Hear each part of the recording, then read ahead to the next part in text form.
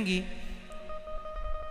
तो जो भी भागवत जी की पोथी कराना चाहें, पहले भी अभी परसों ही पूरी हुई, और जो भी कराना चाहें आप भी करा सकते हैं। भागवत जी की पोथी पाठ इसलिए कि आप सभी लोग, सबका कल्याण भागवत जी के द्वारा हो, सबका मंगल हो, सबका आनंद बढ़े, सुख शांति बढ़े, तो अपने कल्याणार्थ भागवत जी की पोथी पाठ आप करा सकते हैं। और ये भागवत जी का चमत्कार देखिए, भागवत जी केवल भारत के लोग ही नहीं, आज हमारे सुभाष मित्तल जी, श्रीमती शैला मित्तल जी दुबई से केवल कथा सुनने और अन्य क्षेत्र कराने दुबई से यहाँ आए हैं वृंदावन, केवल कि हम जाके दर्शन कर लें गौरी गोपाल आश्रम का, और दुबई से आप आए हैं सुभाष मित्तल जी, है ना, स्वागत है आपका। शैला मित्तल जी बहरीन दुबई से, आज आपने अन्न क्षेत्र कराया। यहाँ जो सेवाएं चलती हैं ना, वृद्ध माओं की सेवा, अन्न क्षेत्र, गौरी गोपाल जी की रसोई, तो आज ये केवल भंडारा यहाँ अन्न क्षेत्र बंटवाने आए हैं और दुबई से आए हैं। कुल मिला के कहना ये है कि भागवत की ये जो कथा वृंदावन से आप सुन रहे हैं, ये केवल आप ही नहीं, भारत के अतिरिक्त कम से कम 70 ऐसे देश हैं जिन 70 देशों में ये भागवत बहुत अच्छे से सुनी जाती है। लोग अपने YouTube के द्वारा, आज सोशल साइटें हैं उनके द्वारा लोग श्रवण करते हैं, और आप लोग आते हैं, स्वागत है आपका। भगवान आपकी मंगल। आपने बिहारी जी का दर्शन किया, दर्शन कीजिएगा। आप दुबई से आए हैं केवल इसलिए कि हमें अन्य क्षेत्र बंटवाना है, सो आज इनके हाथों से सुबह अन्य क्षेत्र भी बटा। कुल मिला के कहना ये है कि हमारे द्वारा किसी को भोजन मिल जाए। यहाँ गौरी गोपाल जी की जो सेवाएं आप लोगों ने देखी हैं, ये नित्य यहाँ चल रही हैं। 20,000 लोगों का यहाँ भोजन चलता है, सुबह से शाम तक 240 माओं की सेवा।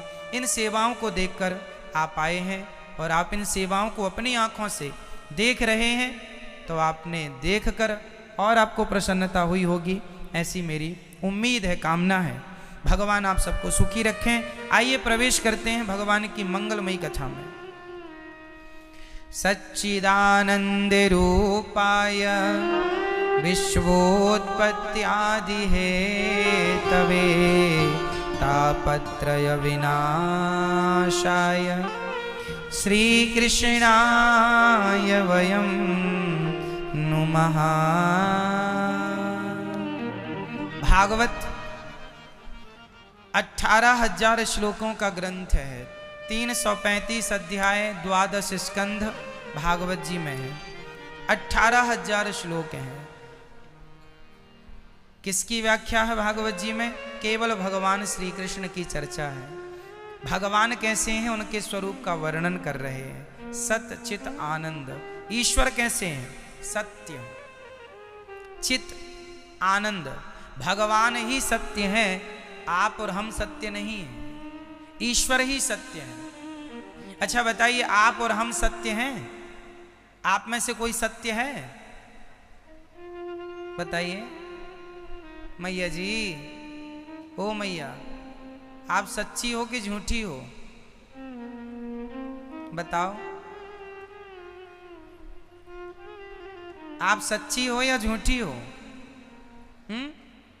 झूठे हैं। अब आपको हम कैसे कहें कि झूठे हो? बैठ जाओ मैया, बैठो। कैसे कहें झूठे हैं? अच्छा आप ही देखो कि हम कैसे। चलो हम बता रहे हैं, आप अपने को देखते चल रहा है ना। आज हम आपको आईना दिखाएंगे, केवल दर्पण, आप देखते चलिएगा। हम कहते हैं हम बहुत सच्चे हैं।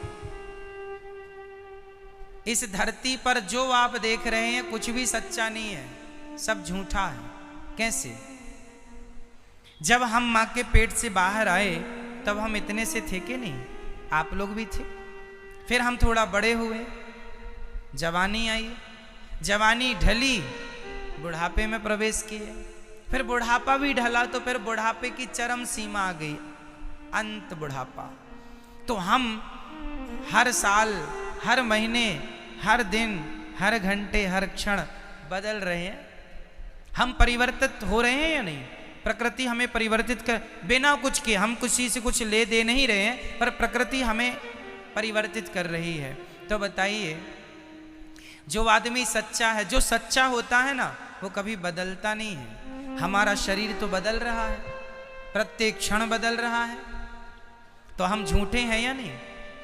हमारी जो काया है, हमारी जो शरीर है हमारा, ये झूठा है। हमारा मन, हमारे विचार वो झूठे नहीं है, हमारी आत्मा झूठी नहीं है, परंतु हमारा शरीर झूठा है या नहीं? बोलो हाँ या ना। यदि शरीर सच्चा है तो फिर बदलाव क्यों, परिवर्तन क्यों? और एक बात याद रखिए, सच कभी बदलता नहीं है। सच कभी, सच सच है और झूठ हमेशा बदलता है। तो हमारे शरीर में बताइए क्या सच है और क्या झूठा है? हमारे शरीर में एक चीज सच्ची भी है और एक चीज झूठी भी है। बताइए वो सच्ची क्या है और झूठी क्या है? हमारे अंदर सच क्या है? आत्मा हमारी सच्ची है और शरीर हमारा झूठा है, क्योंकि शरीर परिवर्तित हो रहा है, आत्मा में कोई परिवर्तन नहीं है। हम जब छोटे से थे तब भी हमारी आत्मा वही थी, आज भी वही है, आगे भी वही रहेगी। और शरीर छोड़ने के बाद भी आत्मा कभी विलीन नष्ट नहीं होती। नैनम छिंदन्ति शस्त्राणि नैनम दहति पावकः वासांसि जीर्णानि यथा विहाय। आत्मा तो पुराना कपड़ा उतार कर नया कपड़ा, शरीर रूपी कपड़ा उतारती है। तो झूठे हैं हम मैया, शरीर हमारा। इसलिए कहता हूं शरीर से किसी का अटैचमेंट ना हो। आप लोग जुड़े किससे हैं? शरीर से। बेटे की आपको पहचान उसकी आत्मा से थोड़ी है, उसके शरीर से है। आपका बेटा ही प्लास्टिक सर्जरी करा के आ जाए आपके सामने तो आप ही नहीं पहचानेंगे, अरे ये मेरा बेटा नहीं है, क्योंकि आपको उसका हुलिया पता है। ऐसा हुलिया है, हुलिया चेंज तो आप, आत्मा सेम है वही है, लेकिन हुलिया बदल जाने से आप पहचानेंगे नहीं। तो आज का जो व्यक्ति है सांसारिक, ये अटैच किससे है, किससे जुड़ा है? शरीर से। और आज का आदमी रोता भी है, महाराज जी हम बड़े दुखी हैं, फलाने ने धोखा दे दिया, फलाने ने। क्यों?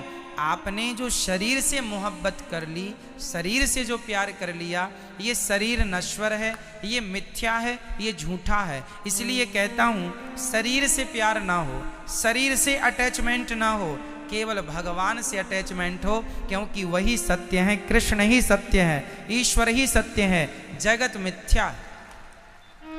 क्योंकि मिथ्या इसलिए परिवर्तनशील है, बदल रहा है हर क्षण, हर गांव बदल रहा है, हर शहर बदल रहा है, हर 5 साल में शहर बदल जाता है, हर 5 साल में गांव बदल जाते, कुछ ना कुछ नयापन आपको देखने को मिल जाए, बदलाव देखने को मिल जाएगा। सड़कें बदल जाएंगी, नालियां बदल जाएंगी, लोगों के घर बदल जाएंगे। अरे घर वही है, हॉल वही है, लेकिन लोग सोफा ही उठा के यहाँ का यहाँ कर लेते हैं। जरा सा बदलाव हो जाता है, एक नयापन दिखने लग जाता है। ये संसार परिवर्तनशील है, इसलिए इसे सत्य नहीं कहा जा सकता। सत्य क्या है? उमा कहाँ हूँ मैं अनुभव अपना, सत हरि भजन जगत सब सपना। कृष्ण ही सत्य है, संसार झूठा है, इसलिए झूठे संसार में मन ना लगा के सच्चे श्री कृष्ण में मन लगाना चाहिए। यही जीवन की सार्थकता है, यही भागवत जी सिखा रही हैं, है ना? सत्य के राह पर चलना है।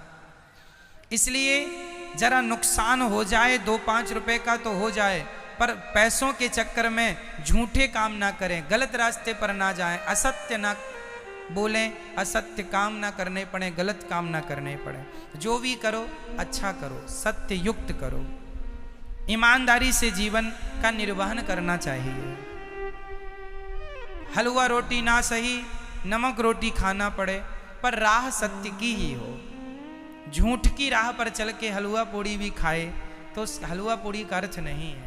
इसलिए जीवन को सत्य की राह पर लगाना चाहिए। और एक बात निश्चित है कि झूठा आदमी कुछ दिन सुखी हो सकता है, लॉन्ग टाइम सुखी वही होगा जो सत्य के रास्ते पर चलेगा। आप भी तो बिजनेस व्यापार वाले लोग हैं, आप मार्केट को देखते हैं गहराई से। जो आदमी मार्केट में गलत काम करता है, झूठ काम करता है, झूठ बोलता है, वो मार्केट में ज़्यादा दिन नहीं टिकता। हाँ चलेगा, साल 2 साल चलेगा, लेकिन जो लंबा चलता है ना वो सत्य बोलने वाला ही चलेगा। मार्केट में भी सत्य की बड़ी वैल्यू है, आपको पता है ना, हर जगह ईमानदारी है। बताइए है या नहीं? यदि ईमानदारी नहीं होगी तो चलेगा ही नहीं। आज आप देखो, आप 1-1 करोड़ की चीज ना कोरियर से भेज देते हैं। 1-1 करोड़ की चीजें आजकल तो हर चीज कोरियर से ही जाती है। आपको यहां से विदेश भी कोई चीज भेजनी है कोरियर से ही जाएगी। करोड़ों की चीजें होती हैं। तो किस पे चल रहा है? विश्वास पे चल रहा है, ईमानदारी पे चल रहा है। तो कुल मिला के आज जो लोग कहते हैं कि हम महाराज जी सत्य बोलते हैं, हमारी दुकान नहीं चलती, ना जी, सत्य बोलेंगे तो जो आपकी दुकान आज चल रही है इससे बढ़ेगी। माना कि शुरू में कठिनाई आ सकती है, माना कि परिश्रम करना पड़ सकता है, परंतु आने वाले समय में आप ही सुखी रहेंगे, बेईमान आदमी सुखी नहीं रहेगा। इसलिए सत्य के रास्ते पर चलो। हाँ रास्ता थोड़ा कठिन है माना कि, परंतु आपको आप जो मेहनत से ईमानदारी से पैसा कमाएंगे वो आपके बच्चों को फलीभूत होगा, वो बच्चों के काम आएगा। यदि आपने बेईमानी से कमाया तो फिर वो बच्चे उसको पचा नहीं पाएंगे, देखते देखते वो डुबा देगा। लोग समझते नहीं, इसलिए कृष्ण सत्य है, उनकी शरण में रहो। संसार झूठा है, संसार के बन के ना रहो, भगवान के बन के रहो। तो आप किसके हैं? संसार के या भगवान के? मैया आप किसकी हो? महाराज मैं फलाने की पत्नी हूं। तो आप संसार के हो। आप किसके हो? मैं फलाने का बाप हूं, तब तो आप संसार के हो। इसलिए कोई पूछे आप किसके हो, कौन हो? मैं राम का हूं, मैं राम का हूं, मैं कृष्ण का हूं, मैं भगवान का हूं। भगवान मेरे हैं, बस मैं उनका हूं। मैं किसका? मैं कृष्ण का हूं। मेरा कौन? कृष्ण में। गोविंद मेरो है, गोपाल मेरो। संबंध भगवान से हो। हाँ व्यवहार संसार से भी निभाना होगा, व्यवहार तो करना ही पड़ता ना हमें। हम व्यवहार की मनाही नहीं करते आपसे, व्यवहार संसार से बना रहे। संसार में आप वैसे ही फंसे जैसे काम वाली बाई। वैसे आप लोगों ने बहुत गुरु देखे होंगे, बहुत गुरु बनाए होंगे, पर आज मैं एक गुरु के बारे में बताऊं। जो आपके घर में काम वाली बाई है ना, वो भी गुरु बनने के लायक है। आप उसे भी गुरु बना सकते हैं। देखो सीखना तो हम किसी से भी सीख सकते हैं, क्यों जी नहीं सीख सकते? दत्तात्रेय जी ने 24 गुरु बनाए, सीखने के लिए तो बनाए। अरे आदमी सारी जिंदगी सीखता है, और सीखना बंद तो जीतना बंद।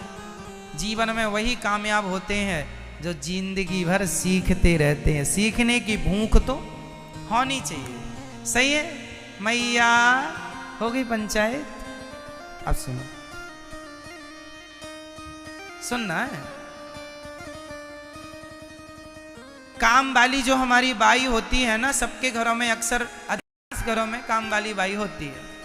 उससे हमें सीखना है। क्या क्या सीखना है? समझो, काम वाली जो बाई होती है ना, वो आपके घर का पूरा काम करती है और बड़ी ईमानदारी से करती है, बहुत ईमानदारी से।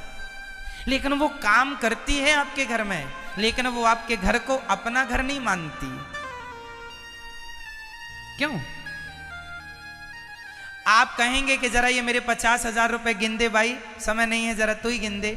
तो 50,000 वो आपके गिन देगी, पर वो 50,000 को अपना मानेगी नहीं। क्यों? सही है। वो आपके बच्चे को कहोगी सुन जरा मेरे बच्चे को ये जरा तेल लगा दे, तो वो मालिश कर देगी, आपके बच्चे को नहला देगी, धुला देगी, तेल लगा देगी, मालिश कर देगी, लेकिन वो आपके बच्चे को अपना मानेगी नहीं। वो आप वो अपने आपके बच्चे को अपना नहीं मानती, आपके घर को अपना नहीं मानती, उसी तरह काम वाली बाई से बस ये शिक्षा लो कि वो काम सारा करती है, सारा कर देगी, पर वो अपना नहीं मानती। वो ये जानती है ये मेरा नहीं, मेरा तो अपना अलग है। बस आप लोग भी पत्नी पति परिवार सबके बीच में रहो, पर इनको अपना मत मानो। अपने तो भगवान है, वो अपने हैं, उनको अपना मानते रहो। संसार से वैसा व्यवहार करो जैसे काम वाली बाई करती रहती है। बेटे की सेवा करो, परवरिश करो, पढ़ाओ लिखाओ सब करो, पर मेरा है ये सोच कर नहीं, ये भगवान का है, सब कृष्ण का है, सब संपत्ति भगवान की है। पत्नी मेरी नहीं ईश्वर की है, जो मैं कमा रहा हूं वो मेरा नहीं है, वो भगवान का। अच्छा आप बताइए, ये दास अनिरुद्ध जो आपके बीच में बैठा है, हम काम करते हैं, हम 365 दिन के 365 आपके लिए संडे होता है, हाँ या ना?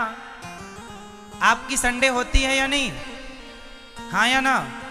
आप लोगों की संडे होती है, पर आपके सामने ये दास अनिरुद्ध बैठा है, हमारी 365 दिन में कोई संडे नहीं होती, एक भी संडे नहीं होती, कोई छुट्टी नहीं हमारी। 12 महीने 365 दिन हमें काम करना है। हमें रोज माओ के चरण दबाने हैं, मतलब दबाने हैं। रोज बंदरों को भोजन कराना है, मतलब कराना है ना? कोई कहीं बाहर भी जाएंगे तो फिजूल में नहीं, काम से जाएंगे, काम के सिलसिले में कोई कार्य होगा तो फिजूल नहीं कि फिजूल चले गए।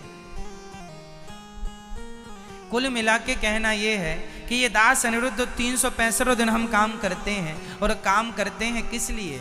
इसलिए कि आपकी सेवा हो, कथा सुनाकर, और जो भी आप लोग सहयोग करते हैं, जो भी धन आप देते हैं, उस धन से यहाँ पर 20,000 लोगों का रोज भोजन चलता है, 365 दिन भोजन चलता है। वो माताओं की सेवा होती है। आपके परिवार में 5 सदस्य होते हैं, तो आप 5 सदस्यों के लिए कितना कमाते हैं? 12 घंटे ड्यूटी करते हैं कि नहीं? 10 घंटे काम करते हैं, करने वाले 8 घंटे काम करते हैं, 12 और 15 घंटे भी काम करते हैं, लोग ओवर टाइम काम करते हैं। किसके लिए? ओनली 5 सदस्यों के लिए, या फिर अधिक से अधिक 10 लोग होंगे आपके फैमिली में, परिवार में ओनली 10 लोग होंगे, और बड़ा परिवार हुआ तो आपके यहाँ 20 लोग होंगे, पर 20 लोगों का परिवार तो मुझे नहीं लगता किसी का होगा, बहुत ना के बराबर। आप कमाते हैं 5 लोगों के लिए या अधिक से अधिक 10 लोगों के लिए, और हम काम करते हैं हमारी 240 माओं के लिए। और आप सभी वृंदावन आए तो आपको यहाँ भोजन मिले भरपेट, आपके लिए हम काम करते हैं। क्योंकि आपका परिवार 50 लोगों का होता है, आप लोगों का परिवार 10 लोगों का होता है, हमारा परिवार लाखों लोगों का है। आप सब हमारा परिवार हैं, पूरा भारत हमारा, वसुधैव कुटुंबकम, पूरा विश्व हमारा परिवार है। ये दुबई से आए हैं, ये भी हमारा परिवार है। आप आए हैं, आप आए हैं, आप आए हैं, आप आए, वो पीछे मैया बैठी है, वो भी मेरा परिवार है। और जो लोग घर में बैठ के कथा सुन रहे हैं, वो सब भी मेरा परिवार है। तो ये परिवार बड़ा है, इसलिए बड़े परिवार की सेवा करनी है तो काम ज़्यादा करना होगा। इसलिए दास अनिरुद्ध, हमारी कोई संडे नहीं होती, कोई छुट्टी नहीं होती। इसलिए क्यों? कि आपकी हम सेवा कर सकें। जो हमारी औकात है, जो हमारी हैसियत है, उस हैसियत के अनुसार हम अपना काम करते हैं। हमारी यहाँ माताएं हैं, 240 माएँ, उन माओं का आप दर्शन जरूर कीजिएगा। हमें उन माओं की सेवा करके अच्छा लगता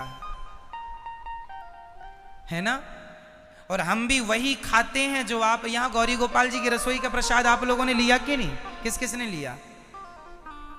तो आप लोग जो खाए हैं ना, जो प्रसाद आप लोग यहाँ खाते हैं, वही प्रसाद हम खाते हैं, वही जो खाते हैं वही खिलाते हैं। जैसे हम रहते हैं वैसे हम वृद्ध माओं को रखते हैं, और वैसी सेवा जो हम आपकी सेवा कर सकते हैं करते हैं, जो बनता है करना चाहिए। इसलिए हमारा परिवार आप हैं, इसलिए आप सबकी सेवा होती रहे। जाना तो हमें भी है, लेकिन कुछ अच्छा करके चले जाएं, सेवा करके जाएं। इसलिए कहता हूं कि आप लोग जब भी वृंदावन आया करो तो प्रसाद पाने गौरी गोपाल जी की रसोई में अच्छे लग्जरी भोजन तो आप सदा कर सकते हैं, आप तो कहीं भी अच्छा खा सकते हैं, पर प्रसाद आपको तो केवल गौरी गोपाल जी की रसोई में जो यहाँ मिलेगा वो प्रसाद और कहाँ मिलेगा। हाँ, लग्जरी भोजन सब जगह मिल सकता है, पर वो भोजन होगा, वो खाना होगा, प्रसाद नहीं होगा। यहाँ तो पहले गौरी गोपाल भगवान खाते हैं, फिर हम लोग खाते हैं। इसलिए ये दास अनिरुद्ध के ऊपर जिम्मेदारी आप लोगों ने रखी है, उसे निर्वहन करना है, उसे पूरा करना है। इसलिए हम मेहनत करते हैं और हम मेहनत करने में कभी हिचकिचाते नहीं, पीछे नहीं हटते। बस परिवार की तरह हम सब रहें, पूरा देश परिवार की तरह रहे। जिम्मेदारी ज़्यादा है इसलिए काम ज़्यादा करना पड़ेगा। क्यों जी? आपके ऊपर जिम्मेदारी कम है, आप कम काम करेंगे। आपके ऊपर ही जिम्मेदारी ज़्यादा होगी तो आप ही ज़्यादा काम करेंगे। इसलिए काम तो करना पड़ता है और करना ही चाहिए। और जीवन में काम करो, पर अपने लिए नहीं। मैं काम करता हूं पर ये सोच कर नहीं कि ये मेरा है, मैं ये सोच के करता हूं कि ये जिम्मेदारी मुझे बिहारी जी ने दे रखी है और वो मैं पूरी कर रहा हूं उनकी तरफ से। मेरा क्या है? मेरा तो कुछ नहीं है, सब बिहारी जी का है, गौरी गोपाल भगवान का है और जिम्मेदारी उनने दे रखी है, तो वो जिम्मेदारी जरा सी निभा रहे हैं। उस जिम्मेदारी में आप लोग भी देखो जुड़ गए, तो आप लोग भी वो संग संग आप भी निभा रहे हैं, है ना? आप लोगों का भी तो योगदान, आप यहां आ गए ये भी तो आपका योगदान है। इसलिए आप सब, हम सब, जितना महत्व आपका है उतना ही महत्व हमारा है। आपका कम हमारा ज़्यादा ऐसा नहीं है। हम जितना महत्व रखते हैं आप भी उतना ही महत्व रखते हैं। ये जितनी भी गौरी गोपाल आश्रम में सेवाएं चल रही हैं, इन सेवाओं का जितना जिम्मेदार मैं हूँ उतना ही जिम्मेदार आप सभी हैं। प्रत्येक वो भक्त हैं जिनका 1 रुपये भी इस सेवा से जुड़ा है, सब बराबर के हिस्सेदार हैं। इसलिए ये सेवाएं ईश्वर ने हमें सौंपी हैं, हम तो बस निभा रहे हैं, वरना हमारा क्या है? आप ही बताइए, क्या ये सेवाएं किसी इंसान के वश की हैं? कोई कर सकता है? ये कर नहीं सकता, ये बिहारी जी करा रहे हैं, इसलिए हो रहा है। इसलिए ये दास अनिरुद्ध आपकी सेवा में, समाज की सेवा में जब तक श्वासें हैं समर्पित रहूंगा, है ना? और जहां अधिक सेवाएं होती हैं ना, अब सोचिए जहां 20,000 लोग रोज भोजन करेंगे वहां धन की भी आवश्यकता होगी। जहां 240 माएँ रहेंगी तो वहां धन की भी आवश्यकता होगी, और वो धन आपके सहयोग से होता है। इसलिए यदि हमारे यहाँ किसी प्रकार की आपको कोई दिक्कत हो तो क्षमा कीजिएगा, और आप हमें ज़रूर बताइएगा कि आप यहाँ पे ये कष्ट है, ये परेशानी है, हम उसे ठीक करने की पूरी कोशिश करेंगे। यदि आपको हम में कोई कमी नज़र आए, हमारी कोई गलती नज़र आए, बिल्कुल आप बिल्कुल हक से, अधिकार से आप जरूर बताइए। हम उस कमी, उस गलती को सुधारने का पूरा प्रयास करेंगे, पूरी कोशिश करेंगे। हम तो आपके हैं, आप हमारे हैं, आपको पूर्ण अधिकार है कहने का, ठीक है? तो भगवान सत्य है, हम मिथ्या हैं, हम झूठे हैं, श्री कृष्ण सच्चे हैं। इसलिए इस झूठे शरीर से यदि सच्चे भगवान मिल रहे हैं तो बताइए सौदा सस्ता है कि ठीक है? क्यों? फायदा है, नुकसान तो नहीं है। झूठे शरीर से सच्चे भगवान मिल रहे हो तो घाटा है? नहीं जी। यदि आप अपना हित चाहते हैं तो इस झूठे शरीर से सच्चे भगवान को पा लेना। शरीर झूठा है, आज नहीं कल परसों नरसों, कभी साल 10 साल 20 साल 50 साल बाद ये शरीर हमारा साथ छोड़ेगा जरूर। आपको विश्वास है आपके शरीर में? बताइए, आप में से कितनों को आपके शरीर में विश्वास है? ये शरीर बिना भरोसे का है, कब साथ छोड़ दे कौन जानता है? हैं? इसलिए शरीर नश्वर है, नाशवान है, तो नाशवान शरीर से अविनाशी परमात्मा को प्राप्त कर लिया जाए, यही इस मानव देह की सार्थकता है। ईश्वर सत्य सत्यम परम धीमहि। ईश्वर सत्य, चित, चित मीन्स प्रकाश, सबके भीतर कृष्ण की व्यापकता है समान रूप में। कृष्ण कहाँ व्याप्त है? सब में। कैसे? जैसे समुद्र के प्रत्येक बूंद में, समुद्र के प्रत्येक बूंद में, पानी में नमक व्याप्त है। क्या व्याप्त है? समुद्र में नमक है या नहीं? जैसे समुद्र की प्रत्येक बूंद में नमक व्याप्त है, उसी प्रकार हमारे भीतर, हमारे बाहर कौन व्याप्त है? श्री कृष्ण, श्रीमन्नारायण व्याप्त हैं। प्रश्न खड़ा हुआ, महाराज जी भगवान है तो दिखते क्यों नहीं? भाई सिंपल है, समुद्र में नमक है, दिखता नहीं है, पर पियो चखो तो आपको पता लग जाएगा कि है। उसी प्रकार ईश्वर कण कण में है, भक्ति करो पता लग जाएगा कि ईश्वर कण कण में। भक्ति करे नहीं और डिंडोरा पीटे कि ईश्वर है ही नहीं, दिखता ही नहीं है, तो भाई दिखने के लिए प्रयास करना पड़ेगा। बिना प्रयास के तो मैया होगा नहीं कुछ। तो भगवान सत्य है, चित सबके भीतर विद्यमान है। मैया आपके भीतर भगवान है या नहीं? मैया बताओ है? अच्छा, आपकी सास के अंदर भगवान होंगे कि नहीं? नहीं है। आपकी सास के अंदर भगवान है या नहीं, ये बताओ। हैं? तो आप अपनी सास के पांव दबाया करो, और पांव इसलिए दबाया करो कि भगवान बैठे हैं। जब सास के पांव दबाओगी तो ये मान लो कि आप भगवान के चरण दबा रहे हैं। आप अपने पिता के पांव दबाओ तो ये मान लो कि आप भगवान के चरण दबा रहे हैं। आप अपनी माँ के चरण दबाओ तो ये मान लो कि हम भगवान के चरण, आपके अंदर भगवान है ना? अच्छा मैया ये बताओ, आपके पति के अंदर भगवान है या नहीं? मैया, ओ मैया, आपके पति के अंदर भगवान है? हाँ ना? बोलो मैया, हाँ या ना में जवाब दो। भगवान है या नहीं आपके पति के अंदर? आप ही बता दो। कौन बताएगा? मैया, ओ घूंघट वाली मैया, बताओ आपके पति के अंदर भगवान है? कोई कह ही नहीं रहा कि है। पति लोग लगता सताते बहुत हैं, इसलिए नहीं कह पा रही हैं। बताओ पति के अंदर भगवान है? अच्छे से बोलो, कंफर्म बोलो, हाँ कॉन्फिडेंस से बोलो। हाँ है। तो फिर अपने भगवान से लड़ती काहे हो?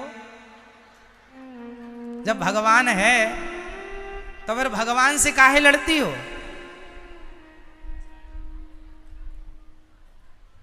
जब ये ज्ञान है कि ईश्वर है पति में, पति से लड़ा ना करो मैया, पति भगवान है।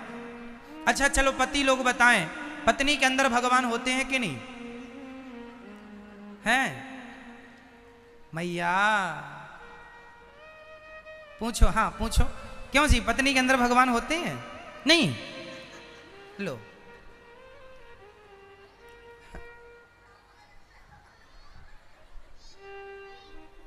क्यों भैया आप बताओ, पत्नी के अंदर भगवान होते हैं? अरे भाई, जब भगवान सब जगह है तो पत्नी के अंदर भी होगा। पत्नी सब जगह से अलग थोड़ी है।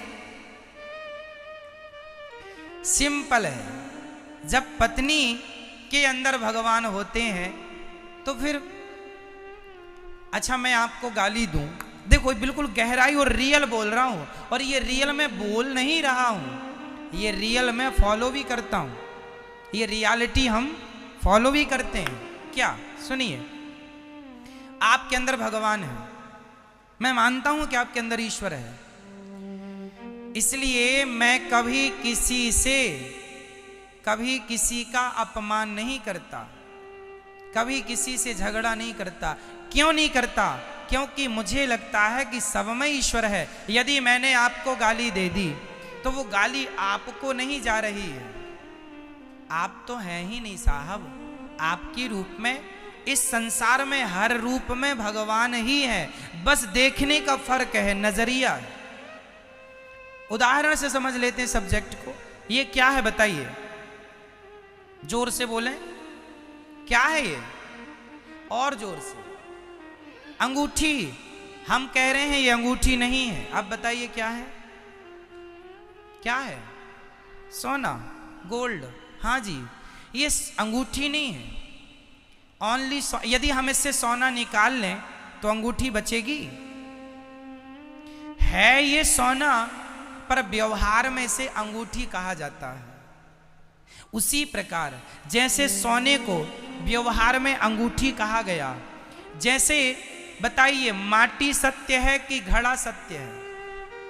मिट्टी सत्य है या घड़ा? क्या बेटा बोलो, क्या सत्य है? मिट्टी है या घड़ा है? घड़ा नहीं है, मिट्टी है। पर व्यवहार में ये बोला जाएगा कि कुम्हार भैया घड़ा दे दो। वहां ये नहीं बोला जाएगा कुम्हार भैया मिट्टी दे दो, ना जी।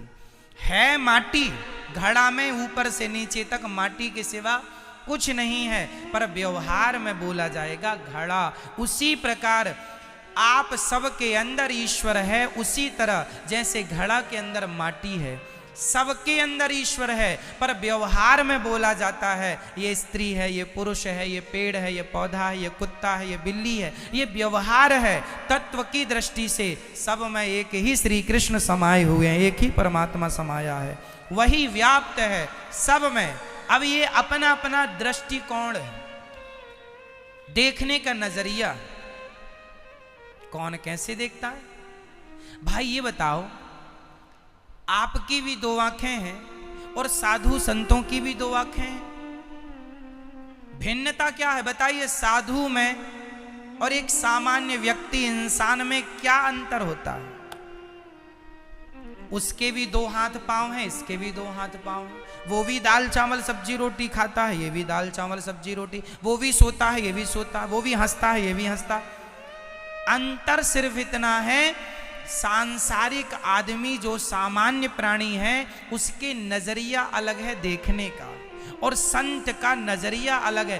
केवल दृष्टि का भेद है। सृष्टि तो उनके लिए भी यही है, आपके लिए भी यही है। भेद किसका हो गया? केवल नजरिए का, केवल विचारों का। क्यों? एक बच्चे ने अपने पिता से कहा, पापा मुझे सारी चीजें लाल देखनी अच्छी लगती हैं, आप सारा लाल करवाओ। मम्मी को लाल करो, पापा आप भी लाल हो, पेड़ पौधों को भी लाल करो, आकाश भी लाल हो, नदियां भी लाल हो। तो बताइए पॉसिबल था? संभव है? उसके पिता बड़े चतुर थे। उसने कहा बेटा तुझे लाल रंग पसंद है, चल मैं सब कुछ लाल करता हूं। पॉसिबल कर दिया उसके बाप ने। लाल कलर का चश्मा उसकी आंखों में लगा दिया। अब तू जहां देखेगा, मम्मी को देखेगा तो मम्मी, पापा, नदियां, जंगल, आकाश, पृथ्वी सब लाल। दुनिया लाल नहीं है, पर चश्मा लाल होने से दुनिया लाल दिखती है। उसी प्रकार कण कण में भगवान है। यदि भक्ति का चश्मा लग जाए तो वो रियलिटी नजर आ जाएगी, ईश्वर नजर आ जाएंगे। नहीं लगा तब तक ही अज्ञान है कि ईश्वर कहां है। चश्मा नहीं लगा ना, इसलिए मैया ईश्वर सब में समाये हैं, वैसे ही जैसे घड़े में माटी समाई है ना?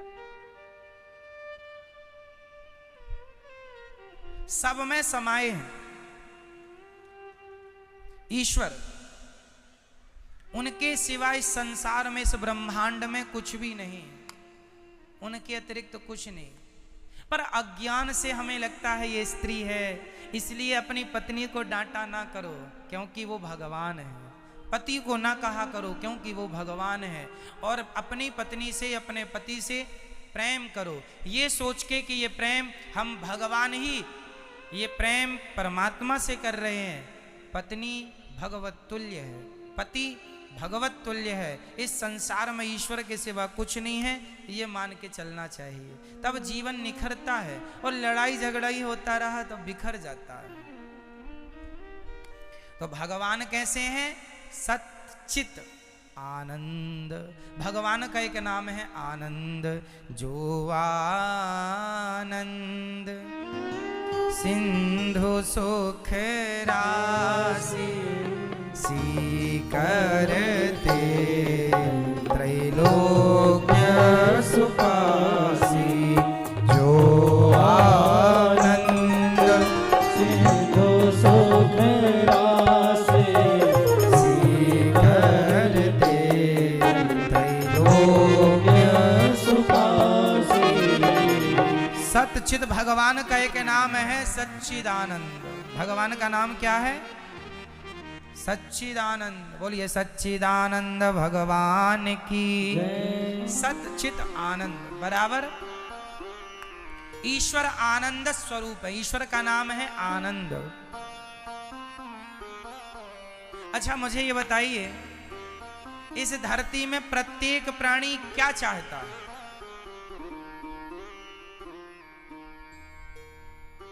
सुख आनंद। देखिए प्रत्येक प्राणी क्या चाहता है मैया? बोलो मैया। चाहे वो कुत्ता हो, कुत्ता भी क्या चाहता है? आनंद। खाता किसके लिए? आनंद के लिए। सोता किसके लिए? बिल्ली भी आनंद चाहती है, हाथी भी आनंद, चींटी भी आनंद। और आप और हम भी क्या चाहते हैं? काम करता है, पैसे कमाता है व्यक्ति किसके लिए? शादी करता है किसके लिए? कपड़े खरीदता है किसके लिए? गाड़ी खरीदता है आनंद के लिए, घर बनाता है आनंद के लिए। इस संसार का प्रत्येक व्यक्ति क्या चाहता है? जोर से बोलो। और आनंद किसका नाम है? भगवान का। इसलिए कहते हैं नंद के आनंद भयो। भगवान कृष्ण का नाम है आनंद। एक्चुअल बात यह है कि संसार का प्रत्येक प्राणी चाहता तो आनंद ही है। आनंद मीन्स कृष्ण। कृष्ण का ही पर्याय आनंद है। चाहे कृष्ण कहो चाहे आनंद कहो, एक ही बात है ना मैया? तो आनंद कौन है? श्री कृष्ण। आनंद कौन है? श्री राम। आनंद मीन्स श्रीमन नारायण। तो आनंद तो भगवान है। तो प्रत्येक व्यक्ति चाहता क्या है? आनंद। मतलब प्रत्येक व्यक्ति इनडायरेक्ट चाहता तो भगवान को ही है। आनंद चाहता है तो आनंद कृष्ण का नाम है। तो प्रत्येक व्यक्ति चाहता क्या है मैया? क्या चाहता है? आनंद। मंजिल सबकी एक है, आनंद। चींटी, हाथी, कुत्ता, बिल्ली, शेर, इंसान, बच्चा, बच्ची, छोटा है, बड़ा है, बूढ़ा, सब, अमेरिका का, जापान का, इंग्लैंड, सबका आदमी एक ही चीज आनंद। मतलब मंजिल सबकी एक है। अब भिन्नता कहाँ है? रास्तों में। रास्ते अलग अलग हो गए। चाहते सब आनंद। जैसे आप हमसे पूछिए कि आपको आनंद किस में आता है? हमें तो भगवान की कथा सुनाने में और सुनने में ही सबसे ज्यादा आनंद आता है। ये मेरा आनंद का विषय है। अब शराबी से पूछिए कि तुझे सबसे ज्यादा आनंद किस में आता है? वो कहेगा पैक चढ़ाने में, शराब पीने में आनंद है। आप गंजेड़ी से यही सवाल करो, तुझे आनंद किस में आता? बोले चिलम, गांजा चढ़ाने में। चरस अफीम का नशा करने वालों से कहो तुझे आनंद किस में आता? भूखे आदमी से कहो तुझे आनंद, बोले भोजन मिल जाए तो आनंद आ जाए। प्यासे को आनंद, बोले पानी मिल जाए तो आनंद आ जाए। सब चाह एक ही चीज रहे हैं। शराबी शराब से क्या चाहता है? बोलो आनंद। आनंद मीन्स कृष्ण। नंद के आनंद भयो। अब विडंबना ये है कि हमें जाना था बिहारी जी का दर्शन करने, और बिहारी जी का मंदिर इस तरफ है, और हमें किसी ने गलत कह दिया तो हम अपोजिट उल्टा जा रहे हैं ऐसे। अब यहाँ चले गए और वहां जाके ढूंढ रहे हैं भाई साहब यहाँ बिहारी जी कहाँ, मंदिर कहाँ बिहारी जी? उसने करे आप तो गलत आ गए। बिहारी जी जाना था तो यहाँ नहीं, टर्न कीजिए ऐसे जाइए, यहाँ बिहारी जी। जाना था प्रयागराज, रास्ता पकड़ लिया लखनऊ का। लो भैया प्रयागराज, लखनऊ पहुंच गए। भाई साहब प्रयागराज और कितना बचा? अरे प्रयागराज कितना, आप तो लखनऊ जा रहे हैं। तो प्रयागराज कहां? बोले आप उल्टा आ गए, वहां प्रयागराज है जिस तरफ से आए हैं। रास्ता भटक गए। अब बताइए रास्ता भटक गए, इसमें किसकी गलती है? हमारी गलती। उसी तरह भगवान तो आनंद सबको देना चाहते हैं, भगवान तो सबको अपने गले से लगाना चाहते हैं। आप ही रास्ता भटक रहे हैं, तो इसमें ईश्वर की क्या गलती है? आप ही गलत रास्ते चुन रहे हैं। कोई शराब पे उलझा है, कोई मांस में उलझा है, कोई पर नारी कोई पर पुरुष में उलझा है, उन्हें वही आनंद लग रहा है। वो आनंद केवल विषय का है, वासना का है, वो यथार्थ आनंद नहीं है। हर चमकती वस्तु सोना नहीं होती, सोने जैसी दिखने वाली हर वस्तु सोना। आनंद जैसा, अच्छा देखो पत्नी में भी आनंद दिखता है, खाने में भी आनंद दिखता है, बच्चों में भी आनंद दिखता है, लेकिन ये जो आनंद है ना, ये क्षणिक आनंद है ना। जैसे गोल्ड, सोना और सोने जैसे दिखने वाली अन्य धातुएं दिख रही हैं सोने जैसी, पर सोना नहीं है। अब आप सोना समझ के उसी को खरीद लें, वही मूल्य दे दें, तो आपकी गलती है। क्यों खरीद लिया भाई आपने? उसी प्रकार आनंद तो श्री कृष्ण है, लेकिन आज का आदमी आनंद कहां ढूंढ रहा है? पत्नी में आनंद ढूंढ रहा है, सुख ढूंढ रहा है। मिलता भी है, क्षण मात्र का भोगों का सुख मिलता है, उसे लगता बड़ा आनंद आ गया, बड़ा सुख मिला, वो उसी को आनंद मान लेता है। रबड़ी खा लिया जरा सी, उसे लगा आनंद आ गया, आज तो मजा आ गया खाने में, वो जरा सी रबड़ी को आनंद मान लेता है। वो ये जानता ही नहीं कि आनंद क्या है। अरे संसार से मन हटे और भगवान के श्री चरणों में मन लगे। इंजीनियर के नाम से इत्यादि नाम कहने का अर्थ ये हुआ, आदमी एक है, चूंकि काम बहुत सारे करने से उसके नाम भी बहुत सारे हो गए, एक ही आदमी है ना। उसी प्रकार एक ही भगवान श्रीमन नारायण, वही ब्रह्मा वन के सृष्टि उत्पन्न करते हैं, वही विष्णु वन के पालन, वही शंकर वन के संहार कर देते हैं। इसलिए अब आप ही बताएं, इसमें छोटा बड़ा किसे कह दिया जाए? इसलिए छोटे बड़े की, आजकल ना छोटे बड़े की लोग लड़ाई बहुत करते हैं। अरे शंकर जी बड़े हैं, अरे नारायण बड़े हैं, है ना, अरे दुर्गा जी बड़ी हैं, अरे सबसे बड़े तो हनुमान जी हैं, अरे सबसे बड़े तो ये, मतलब लोगों का कोई काम ही नहीं है। भगवान के मत में कभी छोटे बड़े का भेद कहना सुनना पाप है। को बड़ छोट कहत अपराधु, अपराध लगता है छोटा बड़ा कहने से।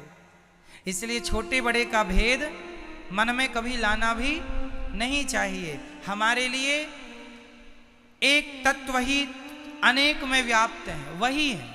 हम क्या अंतर बता दें और क्या अलग अलग कह दें? जब तत्व एक ही है तो क्या अलग अलग कह दें? है ना मैया? आपने सुनार को 250 ग्राम सोना दे दिया, समझियो मैया, आपने सुनार को 250 ग्राम सोना दिया, कहा कि इस सोने में हमारे लिए चूड़ियां, कान के झुमके, गले के लिए रानी हार, कमर के लिए जरा करधन और यहां बाजूबंद बना के दे देना। उसने दे दिया। तो अब बताओ, जो बाजूबंद का सोना है और जो चूड़ी का सोना, इसमें कोई अंतर है? बोलो ना, है कोई अंतर? कहा जा सकता है? जो करधन का सोना है और जो तुम्हारे झुमकों में सोना लगा, अंतर है? एक ही सोने से तुम्हारे चूड़ी भी बन गई, उसी सोने से तुम्हारे झुमके भी बन गए, उसी से तुम्हारा मंगलसूत्र हार इत्यादि भी तैयार है। नाम अलग हो गए सबके, ये झुमके, ये चूड़ी, ये बाजूबंद, ये करधन, ये हार, नाम अलग हो गए, रूप अलग हो गए, पर तत्व अलग नहीं हुआ। तत्व तो गोल्ड एक ही है सबके भीतर। आप सबको भट्टी में डाल दो, फिर जस का तस एक हो जाएगा। उसी तरह वह एक है नारायण, पर व्यवहार जगत की लीला करने के लिए वह एक ही 3 रूपों में विभक्त हो गए, ब्रह्मा, विष्णु और महेश। एक ही परम तत्व 3 में विभक्त है। इसलिए कोई छोटे बड़े का भेद स्वप्न में भी नहीं आना चाहिए किसी के अंदर। मैं ये स्पष्ट हुआ? क्लियर हुआ? हो गया ना? चलो आगे चलो। तो ये स्पष्टता हम सबके जीवन में अति आवश्यक है, होनी चाहिए। तो भगवान विश्व की उत्पत्ति, पालन और संहार करने वाले हैं। ऐसे भगवान जो समस्त दुखों का तापत्रय विनाशाय, सब प्रकार के दुखों से बचाने वाले भगवान की शरण। सुखदेव भगवान का जन्म हुआ, जन्म लेते संन्यास लेने चल पड़े। ऐसे सुखदेव भगवान को कोटि कोटि नमन। बोलिए सुखदेव भगवान की। सुखदेव भगवान को बारंबार नमस्कार। 88,000 संतों के बीच में सूत जी आए। सूत जी का सबने सम्मान किया। शौनक आदि ऋषियों ने सवाल किया, हमें कथा सुनाइए। भक्ति ज्ञान विराग आप तो विवेको वर्धते महान। ऐसी कथा सुनाइए जिससे भक्ति ज्ञान का बल बढ़े, भक्ति बढ़े। कथा वही है जिस कथा से भक्ति बढ़े, ज्ञान बढ़े और वैराग्य बढ़ जाए। क्या बढ़ाने बैठे हैं आप लोग यहाँ? 3 चीजें। ये बहन को बोलो मोबाइल बंद करें। बेटा चला लिए मोबाइल? अच्छा सुन लो बेटा, अब कथा सुनने आए हो, सुन लो।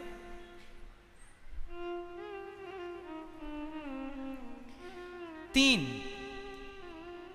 भक्ति, ज्ञान और वैराग्य। हमारे जीवन में तीनों का होना। आज लोग परेशान क्यों हैं? क्योंकि आज तीनों का अभाव है। यदि जरा जरा सा भी हमारी अंदर ये चीजें आ जाएं तो हम सुखी हो जाएंगे। क्या क्या होना जरूरी है हमारे अंदर? भक्ति। यदि आपके अंदर भक्ति है तब तो आप सुखी हैं। भक्त आदमी सुखी होता है ना, तो आपके जीवन में भक्ति का होना आवश्यक है। केवल भक्ति नहीं मैया, जरा ज्ञान भी हो। नहीं, आजकल के लोगों की भक्ति जो है ना, पता नहीं किस टाइप की भक्ति है। बड़ी अजीबोगरीब भक्ति आजकल लोगों के अंदर है ना। कुछ लोग तो ऐसी भक्ति करते हैं कि लोटा लेके मंदिर चले, मंदिर में माता जी, शंकर जी, जहां जो मिला उड़ेल दिया पूरा पानी। पानी पूरा, ये नहीं देखा कि माता जी के कपड़े गीले हो रहे हैं। नहीं जी, हमें तो पानी डालने से।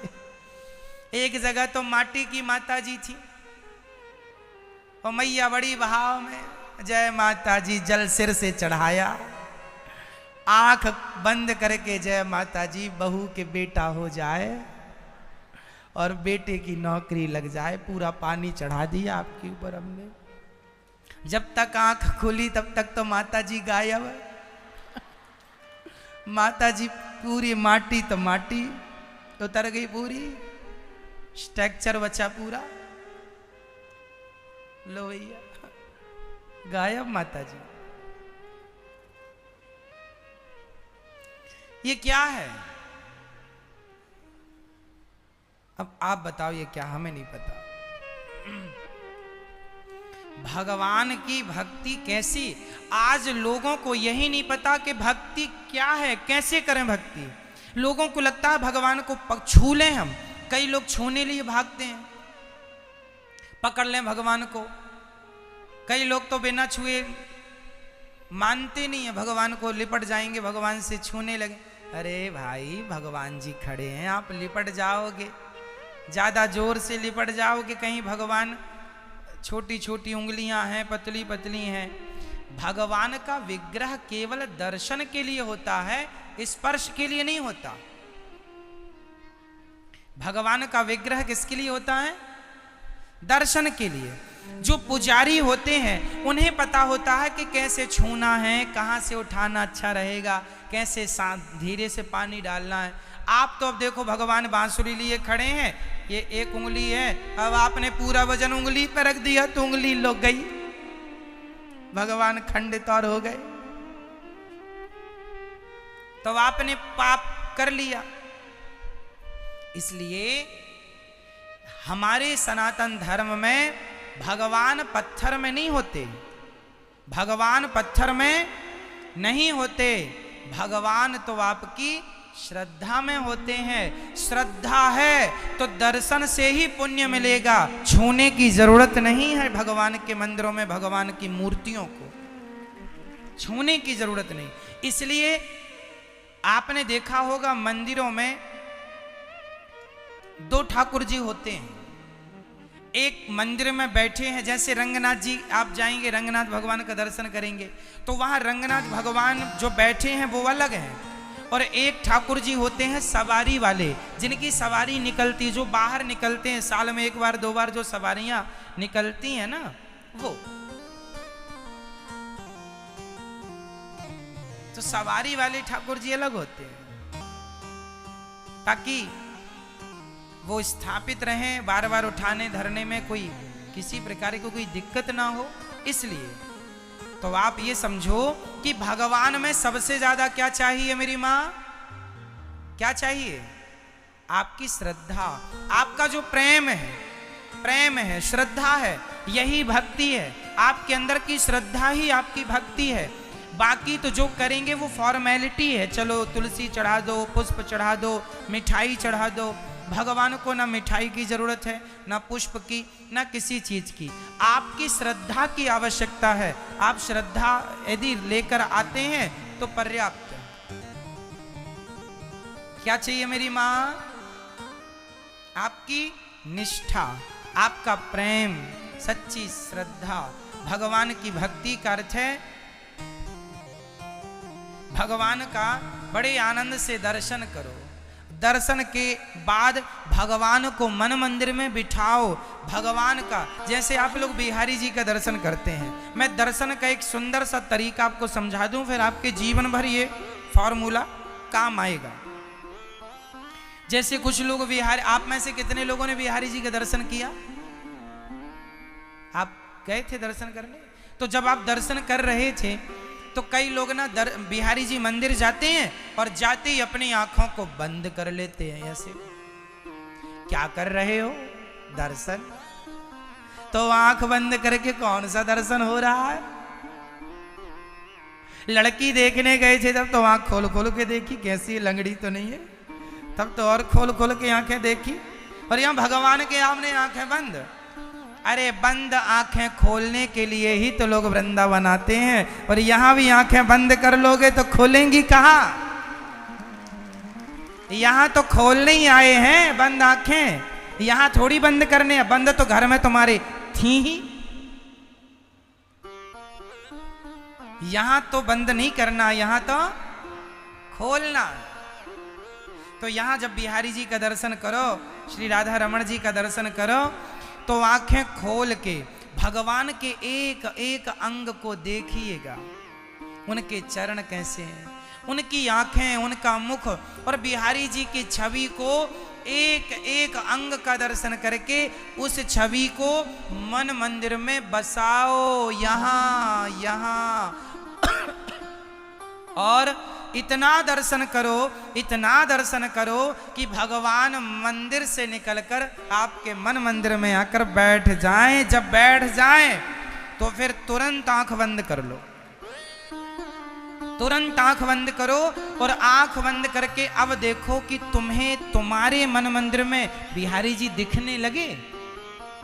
यदि यहां दर्शन होने लग गए तब तो आपने दर्शन कर लिया और बसा लिया, और नहीं तो लोग दर्शन देख लिया और आए बाहर चाट पकौड़ी खा रहे हैं आनंद से।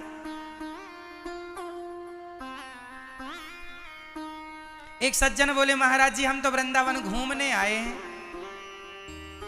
तो भाई साहब क्या वृंदावन घूमने की जगह है?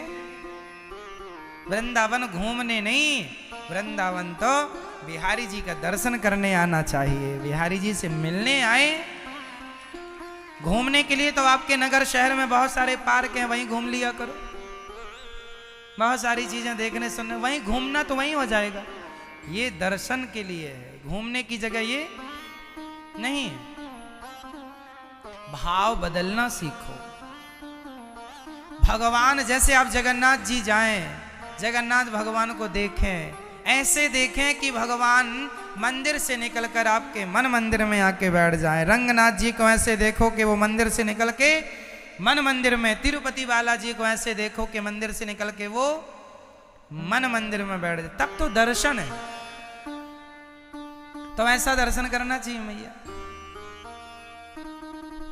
अब आदमी आजकल लोगों को आंख बंद इसलिए होती है, सब मांगना है ना जल्दी जल्दी। हे भगवान बहू के बेटा हो जाए, बेटे की नौकरी लग जाए, सब काम अच्छा हो जाए, सब काम रुका पड़ा सब अच्छा हो जाए। हो गए दर्शन, चलो भैया हो गए, चलो चलो दर्शन हो गए बिहारी जी के लोग। मतलब ये मांगना नहीं छूटा है। भगवान बिहारी जी आए हो तो भाव यही हो, बिहारी जी से बात करो, पूछो प्रभु आप ठीक हैं, बस आपका दर्शन हो गया। हमारा उद्देश्य कुछ मांगना ना हो, हे नाथ हम तो आपसे मिलने, आपका दर्शन करने आए हैं। बस आप यूं ही मेरे मन मंदिर में बसे रहें। जब भी आंख खोलूं, जब भी आंख बंद करूं, बस हर जगह आप ही आप हो। आंख खोले तो श्री कृष्ण दिखें, आंख बंद हो तो श्री कृष्ण दिखें। श्री सूत जी महाराज ने कहा भक्ति बढ़े, भक्ति कथा सुन के बढ़ेगी और ज्ञान भी बढ़ेगा। इसलिए जरा सा ज्ञान भी हो, ज्ञान भक्ति का हो, कैसे भक्ति करें। ये ज्ञान जो हमने दिया ये ज्ञान ही है कि भगवान को मन मंदिर में बसाओ, ये ज्ञान ही है। और जरा सा ना बुढ़ापे में वैराग्य होना चाहिए। आप लोगों के अंदर वैराग्य जागा कि नहीं? कुछ कुछ मैं ये बताओ, जागा है? मैया, ओ मैया, ओ चश्मा वाली मैया, यहाँ वहां यहाँ कहाँ देख रही हो मेरी माँ? लो फोन पे बात चल रही है, सुनो। अच्छा ध्यान से, वैराग्य जरूरी है। वैराग्य का मीन अर्थ है त्याग। एक बार क्या हुआ, देखो त्याग ना होने से क्या होता है। एक मैया जी माला जपने बैठी अपने घर में, अपने घर में माला जप रही, भक्त है ना, भक्त माला जप रही है। श्रीमन नारायण श्रीमन नारायण श्रीमन नारायण श्रीमन नारायण जाप कर रही है, नाम जब चल रहा है श्रीमन नारायण श्रीमन। तभी देखा क्या कि बिल्ली आ गई। अब माला चल रहा है, ध्यान का श्रीमन नारायण श्रीमन नारायण श्रीमन नारायण। बिल्ली भगा रही है मैया, और बिल्ली काय को भगे, बड़ी ढीठ है। अब बिल्ली नहीं भगी, और चूल्हे में चढ़ा था दूध, मतलब गैस चालू नहीं थी, चढ़ा बस था, दूध बढ़िया था, अभी लिया था। अब बिल्ली गई, अब बहू की सास की माला श्रीमन नारायण। अब बहू को आवाज लगा रही, बहू कहां पर? बहू तो पंचायत में लगी पड़ोसन से, और ये माला जप रही है। देखो माला चल रहा है श्रीमन नारायण श्रीमन नारायण श्रीमन नारायण। कुछ दिखा नहीं तो वहां लोटा था इनके पास, पीतल वाला लोटा जिसमें जल चढ़ाती थी भगवान जी को। वो लोटा उठाया, बिल्ली को बिल्ली भागे नहीं, इसने दिया एक, वहीं बैठ ना चल रहा श्रीमन नारायण श्री, और जोर से लोटा मारा, बिल्ली के माथे पे जाके लगा, बिल्ली मर गई। और माला चल रहा है इनका श्रीमन नारायण श्रीमन नारायण श्रीमन नारायण। लो भैया हो गई माला। ये क्यों हुआ? इस क्यों का उत्तर कौन देगा? ऐसा क्यों हुआ? कमी क्या थी? कमी क्या थी? कमी थी त्याग की। जब भगवान से रिश्ता जोड़ो तो थोड़ी, जितनी देर तुम जाप कर रहे हो, जितनी देर ध्यान लगा, उतनी देर के लिए संसार से मन हट जाए, उतनी देर। हम नहीं कहते कि तुम 1 घंटे तक माला जपो, हम नहीं कहते कि तुम 10 मिनट तक माला जपो। हम कहते हैं यदि तुम 5 मिनट भी भगवान के लिए बैठे हो तो फिर 5 मिनट वो भगवान के ही होने चाहिए। उन 5 मिनट में दुनिया ना घुस जाए, दुनिया का काम ना आ जाए। 5 मिनट ही सही, पर संसार को भूल जाओ। 5 मिनट के लिए मर जाओ संसार के लिए, केवल भगवान के 5 मिनट के लिए हो जाओ। विडंबना तो ये है कि हम 5 मिनट के लिए भी भगवान के हो नहीं पाते। त्याग नहीं है। अरे बिल्ली चलो दूध पी रही है, दूध पी लेगी और क्या, हम अपना ध्यान क्यों भटकाएं भगवान से? बिल्ली ही तो है। कुल मिला के कमी है सिर्फ त्याग की। क्या नहीं है मेरी माँ? त्याग नहीं है। आजकल आदमी के अंदर त्याग नहीं होता जरा सा, इसलिए थोड़ा त्याग होना चाहिए आपके अंदर, जिसे वैराग्य भी कहते हैं। थोड़ा संसार से हटो मैया, त्याग। एक सज्जन 7 दिन कथा सुने, 8वें दिन जब जाने लगे तो उनकी चप्पल जूते चोरी हो गए। बेचारे बहुत रोए। महाराज 6000 के लिए थे यहाँ आने के लिए वृंदावन, लो जा रहे हैं, चप्पल नहीं है, नंगे पांव जा रहे हैं। 7 दिन खूब कथा सुनी। 7 दिन बाद रोए, पर किसके लिए? चप्पल इतना भगवान के लिए रो लिए होते तो भगवान मिल जाते। क्यों? आदमी के अंदर क्या नहीं है? त्याग नहीं, त्याग नहीं। इसलिए हम कहते हैं वृंदावन जब भी आया करो तो चप्पल जूते तो बिल्कुल सस्ते से सस्ते लाया करो।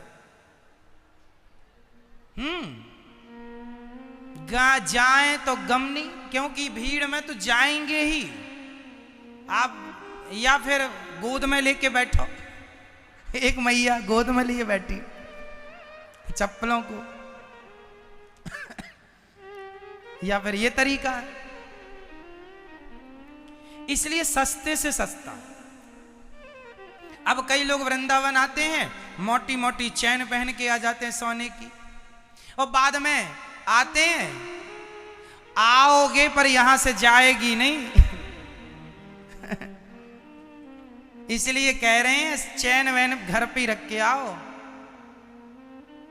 अब एक मैया आई 3-4 तोले की चैन पहन के,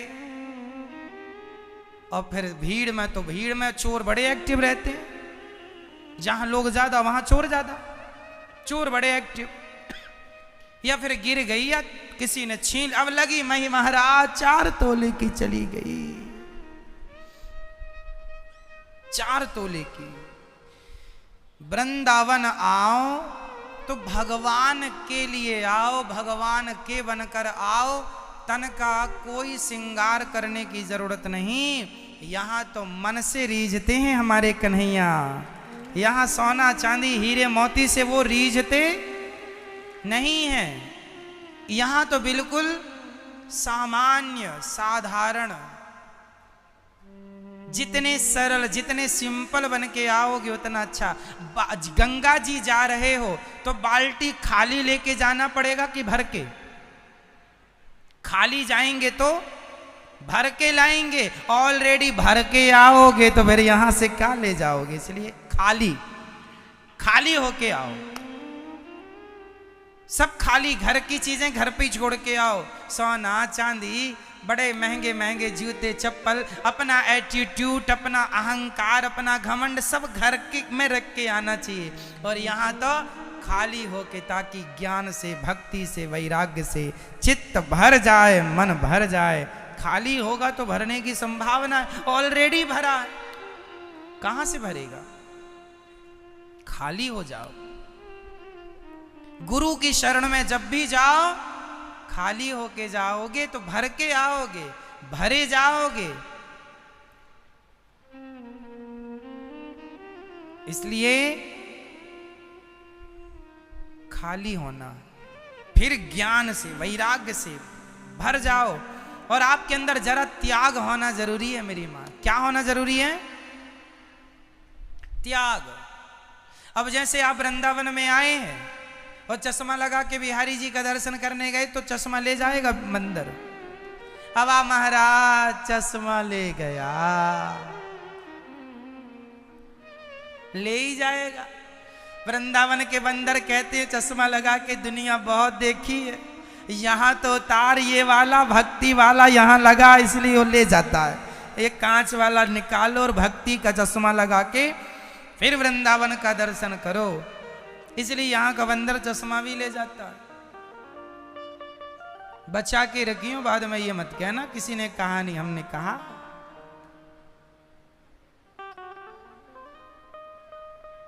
अभी नहीं उतारो, अभी नहीं भगवान, अभी नहीं उतारी, अभी तो पहने रहो। जब बिहारी जी वगैरह जाए आप तब उतारी, यहां नहीं आएगा, यहां तो आप पहन के रखिए।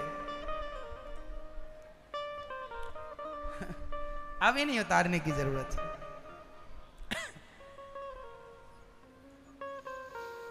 हम बता रहे हैं, आप लोग आए हैं तो समझा दें यहाँ के नियम कानून, कि यहाँ के तो बंदर भी ज्ञानी हैं।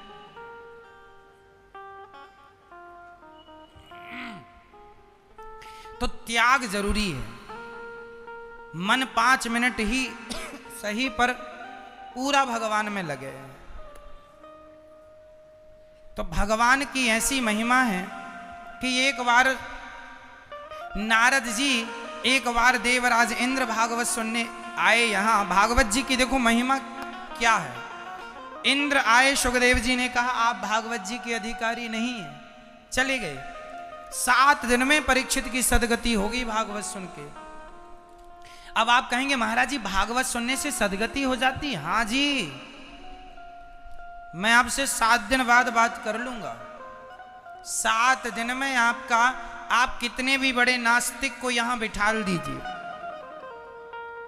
कितना भी बड़ा नास्तिक यहां बैठ जाए, कितना भी बड़ा शराबी यहां बैठ जाए, कितना भी बड़ा मांसाहारी यहां बैठ जाए, यदि वो नित्य कथा सुनने लगेगा तो मैं आपको लिख कर दे सकता हूं स्टाम्प पर कि वो बहुत जल्दी बदल जाएगा, अपने मन मंदिर को पवित्र कर लेगा। भारत में लाखों, हजारों नहीं मेरी मां, लाखों लोग ऐसे हैं जो ये दास अनिरुद्ध के द्वारा भागवत सुनकर शराब छोड़ चुके हैं। लाखों लोग मांस छोड़ चुके हैं। भारत के लाखों बच्चे कथा सुन के अपनी मां और अपने पिता की सेवा करने लग गए हैं। ये कथा का असर है, प्रभाव है, बदलाव है। प्रश्नोत्तरी जब होती है तो आप लोग सुनते होंगे, यहां भी 7:15 बजे आज भी प्रश्नोत्तरी होगी। यूट्यूब पर आप अनिरुद्धाचार्य जी डालिए, चैनल यूट्यूब पर खुल के आएगा अनिरुद्धाचार्य के नाम से, प्रश्नोत्तरी होगी। आप सुनिएगा, लोग अपनी अनुभव कथा के बाद का शेयर करते हैं। कितनों का जीवन बदला है प्रश्नोत्तरी में आप सुन सकते हैं। लोग अपने जीवन के बदलाव को बताते हैं। अच्छा लगता है कि चलो हम किसी के काम तो आ रहे हैं। कितने ऐसे लोग हैं जो आत्महत्या करने जा रहे थे, पर कथा सुन करके उनका जीवन बदल गया और वो एक अच्छा जीवन जी पा रहे हैं। डिप्रेशन में थे, उबर गए। कथा का ये प्रभाव है, चमत्कार है मेरी मां। इसलिए कथा लोक परलोक दोनों को संवारती है। अब आप कहें महाराज जी कैसे, तो सुनो। पुराने जमाने में मैंने एक बार देखा, एक आदमी को सांप ने डस लिया, तो डसने के बाद उस आदमी को लोगों ने एक झाड़ने वाले के पास ले गए, जो कि बहुत अच्छे से सांप का मंत्र जानता था, और सांप के मंत्र को पढ़ करके वो झाड़ कर सांप का जहर उतार दिया करता था। पहले के जमाने में ऐसे लोग होते थे जो सांप का जहर उतार देते थे। हाँ, अच्छा यदि परफेक्ट था तो वो उतार देता था, ये बिल्कुल रियल है, हमने देखा है इसलिए विश्वास है। जो अध कचरे थे वो तो और मार डालेंगे, लेकिन जो सांप का जहर उतारने का मंत्र जानता था ना, वो झाड़ तो बिल्कुल उतर जाता था। ये सत्य है। एक आदमी को सांप ने डसा, मंत्र पढ़ने वाले मंत्र पढ़ते और मंत्र से उसका सारा जहर उतार दिया, वो आदमी ठीक हो गया। हमने उससे पूछा क्यों जी, इसने क्या मंत्र पढ़ा, कुछ समझ में आया? बोले कुछ समझ में नहीं आया। मंत्र क्या पढ़ा गया कुछ समझ में नहीं आया, पर जहर उतर गया ये समझ में आ गया। उसी प्रकार भागवत के 18,000 श्लोक वही मंत्र हैं। आपकी भले समझ में कुछ ना आए, पर जन्म जन्म के पापों का जहर भागवत से ही उतरेगा और कोई साधन नहीं है। जो हमने पाप किए हैं कैसे धुलेंगे? केवल श्रीमद् भागवत, केवल कथा की गंगा में डुबकी लगाकर धुलेंगे। गंगा दो प्रकार की है, एक भागीरथी गंगा, एक भागवती गंगा। भागीरथी गंगा भगवान के चरणों से निकली है, जो गंगोत्री से निकलकर गंगा सागर जाती है, वो भगवान के चरणों से निकली है। और ये भागवती गंगा है, ये भगवान के मुख से निकली हुई गंगा है। इसलिए उस गंगा से इस गंगा की महिमा अधिक है। उस गंगा में जो स्नान करेगा वो गंगा किसी के घर नहीं जा सकती चलकर, पर ये गंगा तो सबके द्वारा जहाँ जहाँ जो श्रद्धा भाव से बुलाए ये गंगा वहाँ भी जाए। और ये गंगा जहाँ जहाँ लोग सुने, जैसे टीवी के द्वारा या प्रत्यक्ष यहाँ जो सुने, गंगा जो नहाएगा उस गंगा स्नान से केवल उसी व्यक्ति का उद्धार होगा जिसने गंगा स्नान किया है। पर भागवत की गंगा को सुनकर, इसे समझकर 21 पीढ़ी तर जाती हैं। जो भागवत का अनुष्ठान कराता है उसकी 21 पीढ़ी तरती हैं। तो ये